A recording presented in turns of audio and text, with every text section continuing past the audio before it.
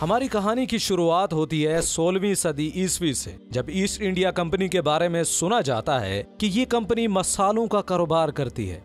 ये वक्त के साथ साथ दुनिया में और जगह ढूंढते हैं और इनकी नजर पड़ती है बर्रे सगीर मतलब हिंदुस्तान पर। इंडिया में भी बहुत सारी कंपनियां पहले से काम कर रही होती हैं। साल 1608 में ईस्ट इंडिया कंपनी का सामान पहुंचता है और लैंड करते हैं आज के गुजरात, उस वक्त के सूरत शहर में। उस वक्त इंडिया पर मुगलों का राज था और उस वक्त मुगलों की जो आर्मी थी उसकी तादाद थी 40 लाख। ये बहुत ही ताकतवर आर्मी थी। ईस्ट इंडिया कंपनी के मालिकान को पता था इनसे लड़ने का कोई फायदा नहीं, दोस्ती करने की कोशिश करते हैं ताकि ये लोग हमें यहाँ बिजनेस करने दें। जो भी यहाँ के राजा महाराजा हैं उन्हें खुश करते हैं। ईस्ट इंडिया कंपनी के जो उस वक्त कैप्टन थे, कैप्टन विलियम हॉकिंस, वो सूरत शहर मतलब गुजरात से एक बड़ा लंबा सफर तय करते हैं और आगरा पहुँचते हैं। ये शहर उस वक्त मुगल सल्तनत का दारुल खिलाफा था। वहां पहुंचकर वो मिलते हैं मुगल बादशाह जहांगीर से।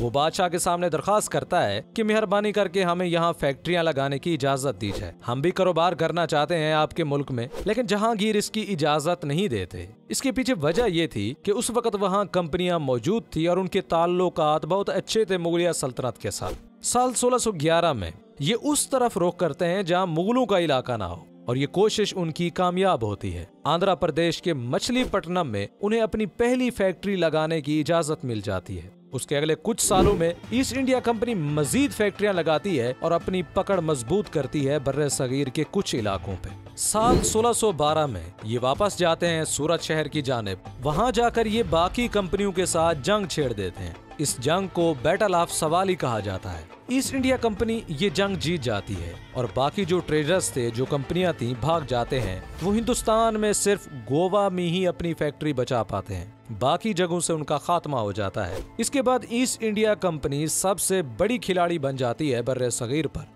इस जीत के बाद ईस्ट इंडिया कंपनी दरखास्त करती है अपने इंग्लिश बादशाह किंग जेम्स वन को कि वो इस दफा अपनी तरफ से एक बंदा भेजे मुगल राजा को। अगर आप कोशिश करेंगे तो हो सकता है मुगल राजा मान जाए।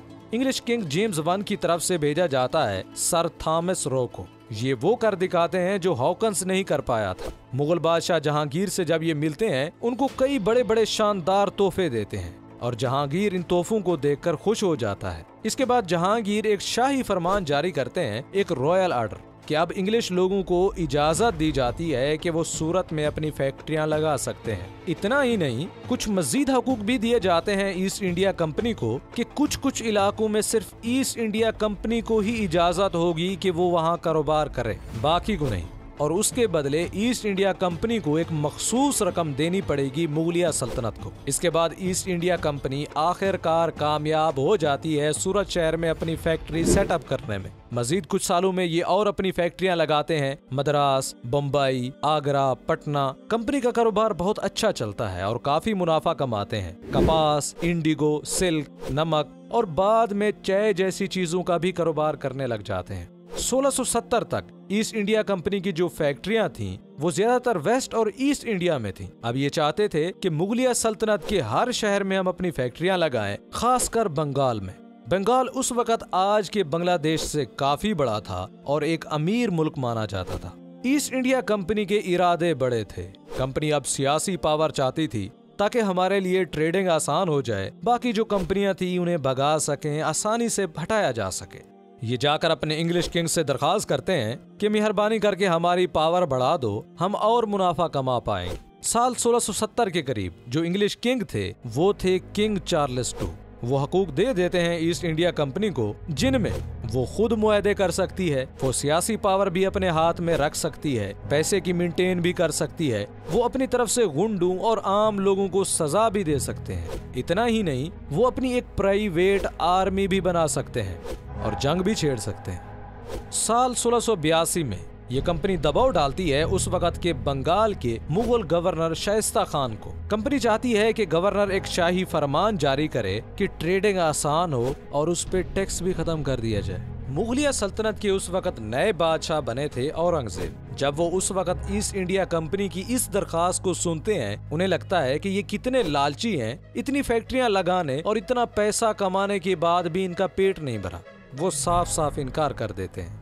उस वक्त ईस्ट इंडिया कंपनी के गवर्नर थे जोसिया चाइल्ड। वो औरंगजेब के इस फैसले से बिल्कुल खुश नहीं होते और अनापरस्ती में आकर जंग छेड़ देते हैं औरंगजेब के खिलाफ। ये होता है साल 1686। बड़ी ही बेवकूफ़ी वाला काम होता है ईस्ट इंडिया कंपनी की तरफ से। ईस्ट इंडिया कंपनी की जो उस वक्त आर्मी होती है वो मुगलों की आर्मी के मुकाबले में कुछ नहीं होती और ईस्ट इंडिया कंपनी ये जंग हार जाती है। एक तारीखी पेंटिंग भी है उस वक्त की जो आप स्क्रीन पर देख सकते हैं। नाज़रीन, औरंगजेब माफ कर देते हैं ईस्ट इंडिया कंपनी को, लेकिन उन पर एक जुर्माना लगाते हैं 1.5 लाख रुपए का। उस वक्त 1.5 लाख रुपए का मतलब था आज के पाकिस्तानी 70 करोड़ रुपए। इस जुर्माने के बाद ईस्ट इंडिया कंपनी पर जो पाबंदियां लगाई गई थी वो हटा दी जाती हैं और उनकी जो फैक्ट्रियां जब्त की गई थी वो वापस कर दी जाती हैं। उसके बाद एक अरसा तक ये कंपनी चुपचाप काम करती रहती है, लेकिन अंदर अंदर से ही वो मौके के इंतजार में होते हैं, एक ऐसा मौका मिले कि बंगाल पे अपनी पकड़ मजबूत कर सके। ये मौका उन्हें मिलता है साल 1707 में, जब औरंगजेब की वफात हो जाती है और औरंगजेब की वफात के बाद मुगल एम्पायर बड़ा कमजोर पड़ जाता है। लड़ाइयाँ शुरू हो जाती हैं आपस में कि कौन बादशाह बनेगा। उन्हीं दिनों में मराठास, राजपूत, जाट्स, रोहिलास ये सब एक अलग अलग ताकत बनकर उभरते हैं अपने अपने इलाकों में। मराठा एम्पायर की शुरुआत कई साल पहले ही हो चुकी होती है और औरंगजेब के वक्त में भी मराठा मुगलों के लिए खतरा बने रहते थे, लेकिन औरंगजेब के मरने के बाद मराठास ने आसानी से मुगलों की फौज को हराया और अपने इलाके को वसी कर लिया। इसी दौरान मुगलों के लिए एक नया खतरा पैदा होता है फारस से। 1739 में नादिर शाह इंडिया पर हमला करता है और बहुत सा खजाना लूट कर वापस चला जाता है। फिर कुछ साल बाद 1748 में अहमद शाह दुरानी हमला करता है मुगलिया सल्तनत के इलाकों पर। यहाँ पर मुगल, मराठास और सिख फौजें आपस में मिलकर अहमद शाह दुरानी की फौज से लड़ते हैं और नादिर शाह को हरा देते हैं। इतनी सारी जंगों के बाद मुगलिया सल्तनत मजीद कमजोर हो जाती है। नाज़रीन, मुगलिया सल्तनत के जो गवर्नर अपना सालाना टैक्स जमा कराते थे मुगल बादशाहों को, वो टैक्स भेजना भी बंद कर देते हैं, जिससे हिंदुस्तान की हुकूमत मजीद मुआशी कमजोरी का शिकार हो जाती है। इन सब के दरमियान ईस्ट इंडिया कंपनी अपने आप पर तवज्जो दे रही होती है, नई नई चीजों में इन्वेस्ट कर रही होती है, नई टेक्नोलॉजी, नई फैक्ट्रियां बना रही होती है और मजीद बरतानिया से नए नए लोग मंगवा रही थी कि आओ ईस्ट इंडिया कंपनी की प्राइवेट आर्मी बन जाओ। बहुत से लोकल इंडियन को भी ट्रेनिंग देनी शुरू कर दी थी ईस्ट इंडिया कंपनी ने और पैसे के लिए लोकल इंडियन भी काम कर लेते थे और आर्मी का हिस्सा बन जाते थे। वक्त के साथ साथ मुगलिया सल्तनत के जो बादशाह आ रहे थे, जा रहे थे, ईस्ट इंडिया कंपनी उन पर प्रेशर बनाकर रख रही थी कि हमारे लिए ट्रेडिंग आसान हो और कोशिश कर रही थी कि किसी तरह बंगाल में हमें फैक्ट्रियां लगाने की इजाजत मिल जाए। साल 1717 में उनकी ये कोशिश कामयाब हो जाती है और बंगाली महाराजा फर्रुखसियार एक शाही फरमान जारी करते हैं कि ईस्ट इंडिया कंपनी बंगाल में फैक्ट्रियां लगा सकती है। यही नहीं, उन्हें टैक्स भी माफ किया जाता है। ये ईस्ट इंडिया कंपनी की बहुत बड़ी जीत थी। साथ में कंपनी एक दस्तक भी जारी कर सकती थी। ये एक तरह से कारोबारी कानून था जिससे वो जितना चाहते रेट तय करते या फिर उस पैसे का जैसे चाहे इस्तेमाल करते। इस कानून के इस्तेमाल से ईस्ट इंडिया कंपनी खुद को बहुत ताकतवर बना लेती है और इस तरह मुल्क मजीद खसारे में चला जाता है। उस वक्त इंडिया में एक मुआशी बहरान पैदा हो गया था। कुछ महीनों बाद साल 1717 में ही जो गवर्नर थे बंगाल के मुर्शिद कुली खान, उन्होंने कहा कि भाड़ में जाए मुगलिया सल्तनत और भाड़ में जाए ईस्ट इंडिया कंपनी। ये अब बंगाल मेरे कब्जे में और मैं अब पूरे बंगाल का खुद नवाब। मुर्शिद कुली खान को समझ आ गई थी कि ईस्ट इंडिया कंपनी क्या खेल खेल रही है। उन्होंने कंपनी को कहा, देखो भाई, अब ऐसा नहीं चलेगा, तुम्हें अपना टैक्स तो देना ही पड़ेगा। ईस्ट इंडिया कंपनी के जो ऑफिशियल्स थे उन्होंने कहा, ये सही नहीं है, ये बंगाली नवाब खुद को समझता क्या है। अब कहानी में आगे बढ़ने से पहले ये समझ लें, इंडिया में कई सारी चीजें साथ साथ हो रही थी। ब्रिटिश ईस्ट इंडिया कंपनी के जो और यूरोपियन मुखालिफ थे, जो हरीफ थे, जैसा कि डच और डैनिश, वो भी इस चीज का फायदा उठा रहे थे कि मुगल एम्पायर कमजोर हो रहा है, चलो इस पर कब्जा करते हैं।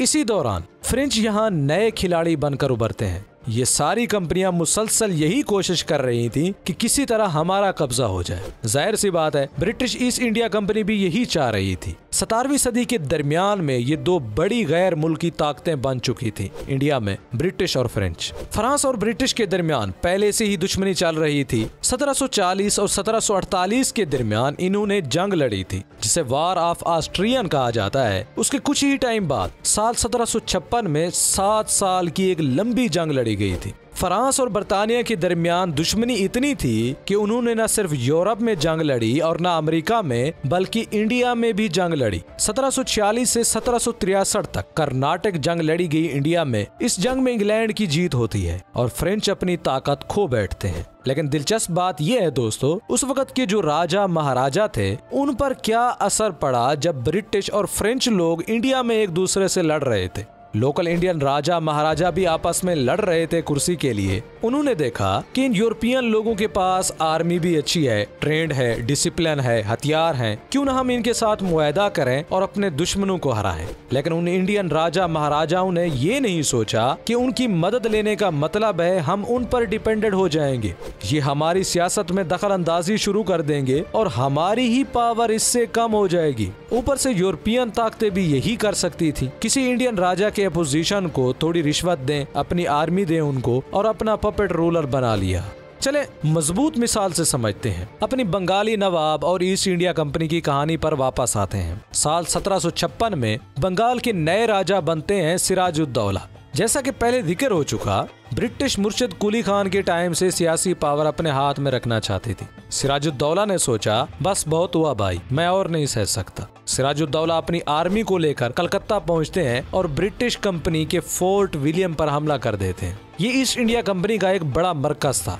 वहाँ पर मौजूद ब्रिटिश कंपनी के ऑफिसर ज्यादातर मारे गए और बाकी जेल में बंद कर दिए गए। इस जंग को अंग्रेज नाम देते हैं black hole tragedy of Calcutta. British को ये देखकर गुस्सा आया और उन्होंने ठान ली कि हर सूरत में सिराजुद्दौला को बादशाह से हटाकर दम लेंगे। साथ में सिराजुद्दौला से कुछ लोग खुश नहीं थे। उनकी अपोजिशन में एक थे जगत सेठ। ये उस वक्त के सबसे अमीर आदमी थे बंगाल में। सिराजुद्दौला की आर्मी के जो कमांडर थे वो थे मीर जाफर। उनके खुद के सपने थे नवाब बनने के। ईस्ट इंडिया कंपनी ने मीर जाफर और जगत सेठ को साथ मिलाया और मंसूबा बनाया सिराजुद्दौला को बादशाह से हटाने का। अब सिराजुद्दौला भी कोई बेवकूफ इंसान नहीं थे। उन्हें पता था कि क्या हो रहा है। उन्होंने सोचा जब ये लोग मेरे दुश्मनों का इस्तेमाल कर सकते हैं तो मैं क्यों नहीं कर सकता। वो सीधा गए ईस्ट इंडिया कंपनी के दुश्मन के पास। उनसे कहा कि आओ साथ में लड़ाई लड़ते हैं। ये जंग होती है जून 1757 में, जिसे जंग पलासी भी कहा जाता है। ये जंग ईस्ट इंडिया कंपनी जीत जाती है। साथ में वो मीर जाफर को बादशाह की कुर्सी पर बिठा देते हैं और नया मोहरा तैयार हो जाता है।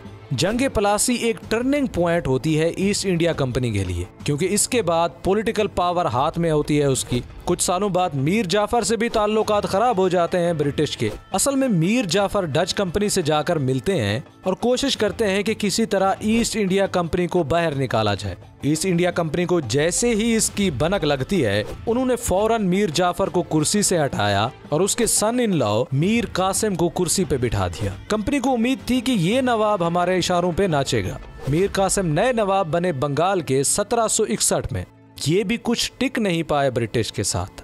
साल 1763 में ये भी अपनी आर्मी को ले गए और ब्रिटिश के साथ जंग छेड़ दी। उस वक्त ब्रिटिश कंपनी बहुत ताकतवर हो चुकी थी। उन्होंने मीर कासिम को हरा दिया और दोबारा मीर जाफर को बुलाया और कहा देखो भाई, हम तुम्हें दूसरी बार मौका दे रहे हैं, इस बार अच्छे से पपेट बनना। उधर कासिम बंगाल से बाहर गए। उन्हें समझ लग गई थी कि अब ये जंग अकेले नहीं जीती जा सकती। वो शुजाउद्दौला के पास गए और उस वक्त के जो मुगल बादशाह शाह आलम II के पास भी गए। इन तीनों लोगों ने मंसूबा बनाया कि अब ब्रिटिश को बाहर निकाल फेंकते हैं। ब्रिटिश और उनके दरमियान जंग लड़ी गई साल 1764 में, जिसे जंग बक्सर भी कहा जाता है, और ये लड़ाई ब्रिटिश ने जीत ली। इस जंग के बाद ईस्ट इंडिया कंपनी सियासत में मुदाखलत बंद कर देती है। उन्होंने सोचा जितने भी नवाबों को पपेट बनाते हैं ये उतने ही बिगड़ जाते हैं, अब से हम खुद ही बादशाह हैं बंगाल के। नाजरीन, साल 1765 में बंगाल के नए गवर्नर और कमांडर इन चीफ बन जाते हैं रॉबर्ट क्लाइव। साथ में उन्होंने मुगल शहनशाह से एक शाही फरमान भी जारी करवाया, जिसके तहत ईस्ट इंडिया कंपनी के पास दीवानी राइट्स हैं। बंगाल से आने वाला जितना भी टैक्स से पैसा आ रहा था, अब वो सीधा जा रहा था ईस्ट इंडिया कंपनी के पास। अब ऑफिशियली बंगाल की नई हुकूमत थी ईस्ट इंडिया कंपनी। अब इस कंपनी के पास बहुत से पैसे थे और वसाइल भी थे। अब वो नई प्रोडक्ट भी खरीद सकते थे, नई आर्मी भी बना सकते थे। देखते ही देखते बंगाल का पूरा एरिया ईस्ट इंडिया कंपनी के हाथ लग गया। अब इंडिया के बाकी इलाकों पर उन्होंने कैसे कब्जा जमाया, कुछ बड़ी ही दिलचस्प टेक्निक का उन्होंने इस्तेमाल किया। पहली टेक्निक, जो इलाके कंपनी के पास नहीं थे वहाँ पर उन्होंने रेजिडेंट्स को भेजा। रेजिडेंट्स को एक तरह का सफीर समझ लें। ये लोग लोकल राजा महाराजाओं के पास जाते और उनसे दोस्ती करने की कोशिश करते। जो राजा इनके साथ फ्रेंडली हो जाता उनको ये मशवरे देते कि सियासत कैसे करनी है। दूसरी टेक्निक, जो बाकी स्टेट के राजा महाराजा थे ये उनको डराते धमकाते और कहते कि वो एक मुआहदा करें हमसे। ये एक दिलचस्प मुआहदा था जिसके तहत लोकल राजा खुद की आर्मी नहीं रख सकते थे, खुद की लड़ाइयाँ नहीं लड़ सकते थे। इसके बदले ईस्ट इंडिया कंपनी अपनी खुद की आर्मी बनाएगी और उस आर्मी को तैयार करने के लिए ये लोकल राजा उन्हें पैसे भी देंगे। ये बड़ी ही चालाक चाल थी। जब लोकल राजा की अपनी आर्मी ही नहीं होगी तो ये लड़ेंगे कैसे ईस्ट इंडिया कंपनी के साथ। ऊपर से मजीद पैसे भी मिल रहे थे उनको। अगर वो लोकल राजा पैसे नहीं दे पाते कंपनी को, चाहे वजह कुछ भी हो, तो उनकी बादशाहत का कुछ एरिया कंपनी के पास चला जाएगा। और ऐसा बहुत बार हुआ भी। थोड़ा थोड़ा करके कंपनी अपने इलाके को वसी करती चली गई। अब तीसरी टेक्निक बड़ी सादा सी थी। जो स्टेट पिछली दो टेक्निक पर अमल न करते तो कंपनी अपनी आर्मी का इस्तेमाल करती और जंग छेड़ देती। इन्हीं टेक्निक की मदद से साल 1818 में ईस्ट इंडिया कंपनी बर्रे सगीर की सबसे बड़ी ताकत बन जाती है और हिंदुस्तान की 78% आबादी अंग्रेजी कानून के तहत रह रहे होते हैं। नाजरीन, 18वीं सदी ईस्वी में दो बड़ी ताकतें बची थीं इंडिया में, मराठा एम्पायर और मैसूर किंगडम। उन पर ब्रिटिश ने कैसे कब्जा जमाया इस पे अलग वीडियो बनाएंगे। साल 1857 में जंग होती है जिसे फर्स्ट वार ऑफ इंडिपेंडेंस कहा जाता है। इस जंग के बाद ईस्ट इंडिया कंपनी पूरे इंडिया पर अपनी हुकूमत बना लेती है। सारी दौलत, सारी आर्मी वो ब्रिटिश गवर्नमेंट के पास चली जाती है। यहाँ से ईस्ट इंडिया कंपनी का रोल खत्म होता है और ब्रिटिश राज की शुरुआत होती है। और 1874 में इस कंपनी को खत्म कर दिया जाता है। नाजरीन, 1857 के बाद मुगलिया सल्तनत का भी खात्मा हो जाता है जब मुगल एम्पायर के आखिरी बादशाह बहादुर शाह जफर को बर्मा भेजा जाता है और बाकी सबको मार दिया जाता है। ये थी दिलचस्प कहानी दोस्तों, दुनिया की सबसे पावरफुल कंपनी की। उम्मीद करते हैं कि ये वीडियो आपके इल्म में इजाफे का सबब बनी होगी। इस वीडियो के बारे में कमेंट सेक्शन में अपनी राय का इजहार जरूर करें। उम्मीद करते हैं कि ये वीडियो आपके इल्म में इजाफे का सबब बनी होगी। अगर ये वीडियो आपको अच्छी लगी तो इसे लाइक करें और शेयर भी कर दें। मिलते हैं एक नए वीडियो के साथ, तब तक के लिए इजाजत है। अस्सलाम वालेकुम व रहमतुल्लाहि व बरकातहू।